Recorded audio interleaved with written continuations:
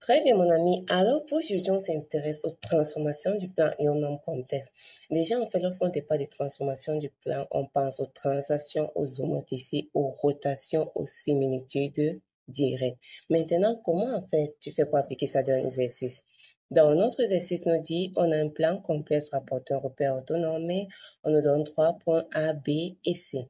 Et on nous donne F et G, deux transformations, et on nous donne leurs écritures complexes. Très bien. Commençons par la première question. On te demande de déterminer l'affixe du point E qui est l'antécédent du point A par G. Ça veut dire quoi? Donc, déjà, ce que je veux, c'est l'affixe de E. Donc, on va dire Z de E, c'est ce qui m'intéresse. Maintenant, on te dit que E, c'est l'antécédent du point A par G. Maintenant, si on se rappelle déjà, si on prend une simple fonction, n'oublions pas qu'une fonction, c'est une application. Elle transforme quelque chose en quelque chose. Lorsqu'on dit par exemple que f de 2 donne 3, qu'est-ce qu'on a dit en premier? On a dit que 3, ça sera en fait l'image de 2 par f, tandis que 2, on va l'appeler l'antécédent de 3. En d'autres termes, lorsque je te dis ceci, que E c'est l'antécédent de A par G, ça veut dire en d'autres termes que si je fais G de E, ça me donne tout simplement A. A image, E antécédent. Très bien. Ça veut dire quoi? Maintenant, comme j'ai l'écriture en fait complexe, ça veut dire que l'image en fait c'est le Z' et l'objet ou l'antécédent c'est le Z. Donc, ça reviendrait tout simplement à résoudre Z de A est égal à 3 Z de E moins le 2i. Donc, si on remplace Z de A par son expression qui est ici, c'est-à-dire 1 plus 2i, on aura égal à 3Z de E moins le 2i. Donc, comme c'est Z de E qui m'intéresse, j'ai donc 3Z de E qui est égal à 1 plus celui-ci traverse, ça devient plus 4i. Donc, pour la première question, on va juste conclure que l'affixe de E, c'est quoi? 1 tiers plus 4 tiers de i. Très bien. Maintenant, à part cela, à la seconde question, je veux la nature et les éléments caractéristiques de F. Très bien. Mes amis, en fait, pour retenir, en fait, transformation du prénom complexe, la méthode la plus rapide, c'est de retenir le test, le tableau, en fait, qui vous dit, par exemple, lorsque j'ai une écriture complexe, il s'écrit de façon générale comme ceci. Pour les différentes valeurs, en fait, des A, je peux avoir une translation, une rotation, une homothétie ou une similitude. Ça veut dire qu'à chaque fois que tu as une écriture complexe, c'est en fait le A qui va te déterminer quelle est la nature de cette transformation. C'est-à-dire quoi? C'est-à-dire qu'en deux, ce qui m'intéresse, c'est la nature et les éléments caractéristiques de F. Première des choses, je prends mon A. Mon A, c'est ce qui se trouve devant Z. Ça veut dire en d'autres termes que ici, pour notre cas, si je dis A, voici en fait le A pour F, c'est-à-dire ce qui se trouve devant ton Z.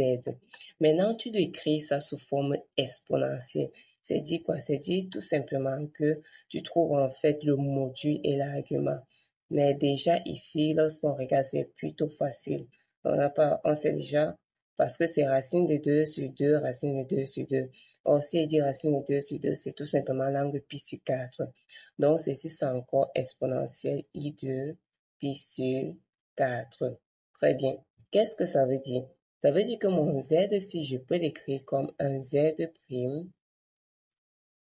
égale à exponentielle I2 pi sur 4 de Z plus le racine de 2 sur 2 plus le I facteur de 1 moins le racine de 2 sur 2. Donc ici, on a dit que lorsque tu as ton A qui est exponentielle I d'un alpha, tu as fait à une rotation. Ça veut dire que dans notre premier cas, on va tout simplement conclure que notre F est une rotation. Maintenant, lorsqu'on parle de rotation, qu'est-ce qui caractérise une rotation? Une rotation se caractérise par un centre et par un angle. Maintenant, l'angle, c'est tout simplement en fait ce que tu es ici, c'est-à-dire l'angle, ça sera notre pi sur 3. Donc, rotation d'angle, pardon, pi sur 4. Pi sur 4. Maintenant, de centre, qu'est-ce qu'on sait du centre d'une rotation? Le centre, que ce soit d'une rotation, d'une homothétie, d'une similitude. c'est le point invariant. Et lorsqu'on parle du point invariant, le point invariant, c'est en fait le point qui ne change pas. Ça veut dire que l'objet et l'image ont le même affixe. Donc, quand tu veux trouver le centre, si on appelle ça z d'oméga, ça deviendrait tout simplement à dire que là, tu remplaces par z d'oméga et devant, tu mets également z d'oméga. C'est-à-dire cc z d'oméga. Il est invariant. Il ne change pas. Z d'oméga plus le racine de 2 sur 2 plus le i, facteur de 1 moins racine de 2 sur 2. Très bien. Donc, ici, ça serait dit quoi? Ce monsieur traverse, j'aurai 1 moins racine de 2 sur 2, moins le i, racine de 2 sur 2, z d'oméga. Bien. De ce côté, remarquez que si je prends par exemple ce i, c'est quoi? C'est 1 moins racine de 2 sur 2. Si je veux mettre ceci en facteur de i, je vais tout simplement mettre moins le racine de 2 sur 2i. Parce que si on fait i fois i, c'est moins. Ça fait que moins fois le moins, ça va nous donner plus qu'on est ici.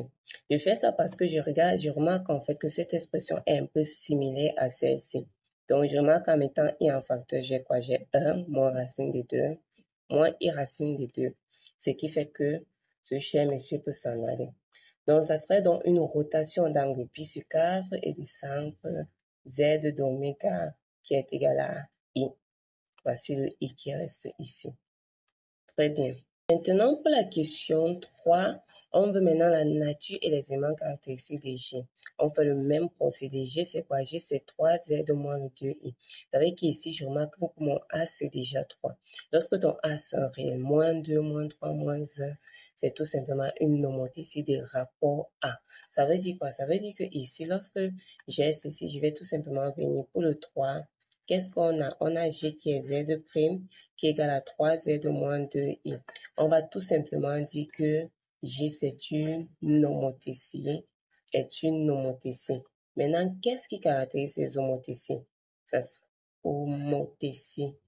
Les homothéties se caractérisent par leur rapport et par leur centre. Donc, de rapport tout simplement votre A. Donc, de rapport 3 et de centre, on va trouver le 100. On n'a que 100, c'est le point invariant. Donc, tu fais Z, disons, du C, c'est égal à 3Z moins le 2I. Qu'est-ce que ça va nous donner? Celui-ci traverse, il devient moins 2Z égal à moins le 2I. Donc, pour simplifier les moins Z, donc ce cher monsieur va rester I. Très bien. Ça veut dire quoi? Ça veut dire que comme c'est I, je peux tout simplement dire que c'est encore Z d'oméga parce que c'est la même chose, c'est II. Donc, homothétie des rapports 3 de centre Z d'oméga égale à I. Bien. À la question 4, on te dit que H, c'est la composée des transformations G et F. Donc, voici, on fait l'expression de ton H. G rond F. Maintenant, on veut déterminer l'écriture complexe de H. Très bien. Lorsque je dis H est égal à G rond F, déjà remarquant en fait que F c'est une rotation et H ont le même centre. Ça veut dire que déjà en fait ces informations peuvent te permettre de conclure que H en fait. C'est-à-dire que même si tu ne veux pas trouver l'écriture complexe, mais tu veux déjà connaître H. Comme c'est G rond F et que les deux messieurs ont en fait le même centre, le fait qu'ils aient le même centre, ça veut tout simplement dire que cette composée, ça sera en fait une similitude directe de centre Z d'oméga égale à I d'angle pi sur 4, l'angle de la rotation et des rapports, le rapport de l'homothétie 3. Maintenant, comme on demande l'écriture complexe, pour l'écriture complexe, ça serait tout simplement remarquer que comme H c'est G rond F, ça veut dire quoi? H c'est tout simplement G rond F. Donc, ceci revient tout simplement à dire que notre H, ça serait G de F. Ça veut dire que, qu'est-ce que tu fais? Tu prends en fait l'écriture des G. Ça veut dire que notre G qui est égal à Z prime égal à 3Z. Là où il y aura en fait le Z, si on va remplacer par le Z de F, c'est-à-dire son Z prime qui est toute l'expression ici. Ça veut dire que pour trouver en fait l'écriture complexe, ça serait dit tout simplement H c'est quoi? Tu prends l'expression de Z, ça serait Z prime égale à 3. Le Z, tu remplaces par le Z prime de F, c'est-à-dire l'expression de F. C'est-à-dire que ici, on va mettre tout simplement le racine de 2 sur 2 plus I racine de 2 sur 2 de Z plus racine de 2 plus I facteur de 1 moins racine de 2 sur 2. Et là, on ferme et on termine. Ça, c'est 3Z moins 2I, moins le 2I. Donc, voici, on fait l'écriture complexe de notre Z de notre H. C'est dit quoi? C'est dit tout simplement Z'. Si on fait ancrer, c'est 3 racine de 2 sur 2 plus I racine de 3 sur 2 de Z. Maintenant, c'est celui-ci. Il va être égal à quoi? 3 racine de 2 sur 2. Et ici, on aurait tout simplement plus I facteur de 3 moins 3 racine de 2 sur 2. Et ici, on a moins le 2i. Donc, si je veux conclure, je vais tout simplement dire que mon H, ça aura pour écriture complexe Z' égale à 3 facteur des racines de 2 sur 2 plus I 3 sur 2 de Z. Maintenant, plus 3 racines de 2 sur 2. Maintenant, celui-ci, on aura donc plus I facteur de 1 moins le 3 racine de 2 sur 2. Voici l'expression, l'écriture de notre H. Maintenant, si je dis l'écriture, on me demande la nature et les éléments caractéristiques. C'est simple. Comme on l'a expliqué, H, c'est en fait la composée d'une homothétie et d'une rotation. Donc, H sera tout simplement une similitude directe. Maintenant, les similitudes se caractérisent par 3 choses: le centre, le rapport et l'angle. Maintenant, tu n'as pas en fait besoin de trouver le centre ici, de faire tout le procédé. Comme on a dit, comme il a déjà en fait le même centre, c'est-à-dire que la rotation et l'homotétie ont le même centre, on va donc prendre ces centres, donc des centres Z d'oméga qui est égal à I. Maintenant, l'angle, c'est l'angle de la rotation, c'est-à-dire d'angle pi sur 4 et de rapport. Le rapport de l'homothétie. 3. Très bien. Maintenant, si tu es dans un exercice et que tu trouves que ta rotation et ton homothétie, en fait, n'ont pas le même centre. C'est-à-dire, par exemple, que si tu avais trouvé quelque chose comme ici, Z d'oméga est égal à plutôt 2I, ici c'est I. Dans ce cas de figure, la composée devait toujours te donner une similitude directe d'angle, l'angle de la rotation. On conserve l'angle de la rotation, de rapport, le rapport de l'homothétie. Maintenant, ça sera en fait à toi de trouver le centre. Mais lorsqu'ils ont déjà le même centre, le centre de ta similitude, c'est le centre là, parce qu'il est identique aux deux. Maintenant, à la question 5, on te donne une droite D, on te donne l'équation de la droite D et D', c'est son image par la transformation G. On nous demande premièrement de trouver l'expression analytique de G. Donc, lorsqu'on veut l'expression analytique et qu'on a l'écriture complexe, en fait très simple. Ça serait dit quoi? Ça serait dit tout simplement que si je veux l'expression analytique de G. Bien. Donc, ici, on va tout simplement dire soit, par exemple, un M de coordonnées X et Y, M d'affixe Z, et tu as M' de coordonnées X', Y', et M' d'affixe Z'. Alors, qu'est-ce que je sais? Je sais déjà que ce qu'on nous a donné, c'est tout simplement que notre Z' est égal à 3Z moins le 2i. Donc, traduire ça sera encore dit que x' plus i de y', c'est égal à 3 facteur de x plus i de y moins le 2i. Donc, ça serait dit que x' plus i de y, c'est égal à, on a 3x, et si on va dire plus i facteur de 3y moins 2.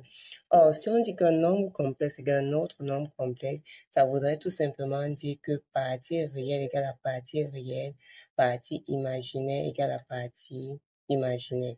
Donc, voici en fait ce qu'on va appeler l'expression analytique de notre transformation. Bien. Maintenant, ensuite, on va déterminer l'équation cartésienne de D'. Bien. comme D', c'est l'image de D par la transformation G. Lorsque vous voulez en faire son équation cartésienne, ce que vous allez venir, c'est tout simplement dire quoi?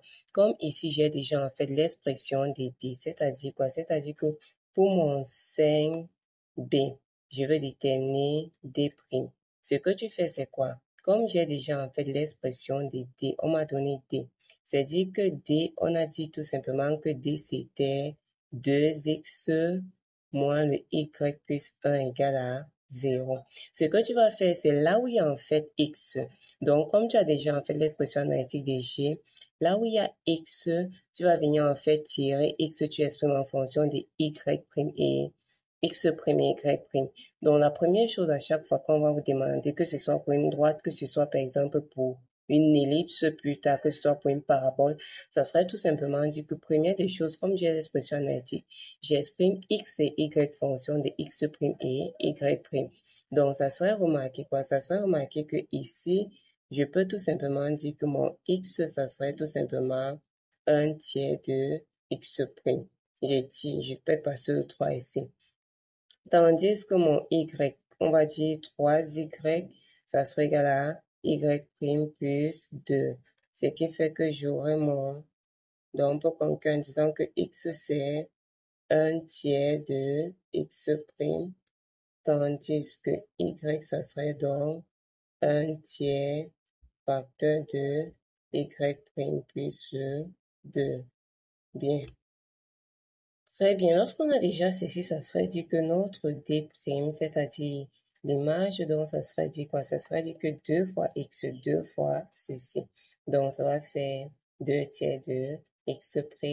Maintenant, moins y, c'est-à-dire moins 1 tiers de facteur de y' plus 2 plus 1 est égal à 0.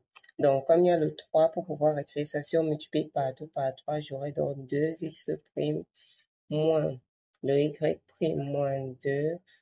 Ça multiplié par 3, ça devient plus 3 égale à 0. Donc, on va tout simplement conclure en disant que la droite D' aura pour équation 2x' moins le y' plus 1 égale à 0. Donc, c'est pour un point M, un point de coordonnées x et y, c'est tout simplement 2x moins y plus 1 égale à 0. Maintenant, pour la dernière question, on nous dit que S est la similitude qui transforme C en B et qui a pour point invariant A. Très bien. Si S transforme C en B, ça veut dire quoi? S transforme C en B. Ça a pour point invariant A. Ça veut dire tout simplement que l'image de A, c'est toujours A. A ne change pas, il est invariant. Maintenant, lorsqu'on veut l'écriture complexe, quand vous avez ceci, c'est tout simplement vous rappeler que si on parle d'écriture complexe de similitude, comme on a dit, c'est Z' égale à 1 à des Z plus B. Donc, quand j'ai ceci, ça serait tout simplement dire que Z de B, ça serait égal à quoi? Ça serait A2 Z de C plus B. Parce que ça, c'est l'image, ça, c'est l'objet. Et Z de A, c'est AZ de A plus B. Donc, traduire ça, ça serait tout simplement dire notre Z de B, c'était... Donc, notre Z de B, c'est tout simplement 3 plus 2, I est égal à A. A facteur de Z de C, Z de C qui est égal à 1 plus CI plus B.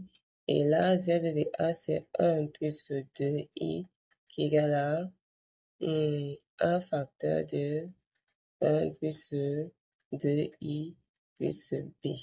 Très bien. Ce qui fait donc que si je multiplie, généralement pour retirer, on passe, c'est plus facile par la combinaison. C'est-à-dire que si on multiplie par exemple l'un des deux, c'est-à-dire si je multiplie celui-ci par moins 1, ça veut dire que j'aurai quoi? J'aurai tout simplement moins 1 moins le 2i égale à A facteur de moins 1 moins le 2i moins b. Maintenant ici en haut, je conserve ce qui est égal à A facteur de 1 plus ci plus b. Très bien. Si je somme ceci, ça va tout simplement faire ceci plus ceci. Donc, ça va nous faire 2.